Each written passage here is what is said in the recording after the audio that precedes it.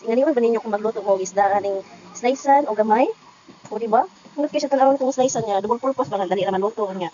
Dali ra sad siya kanang kwaon ini kaon, so dali ato nang lutoon. Butangan binabigay butangan na din ako paminta, ang magic sarap ug ang asin. So, let's go. First kay atong ibutang ang atong kaha. Nya ato na siyang pandaro, ato na siyang ion ang atong gasol. So, ato siyang hubasan. Kuha na to ang tubig, dayon ibutang na to ang oil no inig ka hubas na siya. So kay init naman siya, ato na lang ibutang ang atong oil. So let's go. Tingnan natin kung ano. Oh, ito na siya.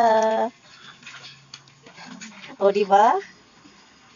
Tapos painiton no. Painiton na to siya aron kanang lami kay siya og luto ba. Unya dili pud mo pilit ang isda ang atong ibutang kung init kayo siya. So ato siyang painiton kadiyot. No, ato siyang painiton.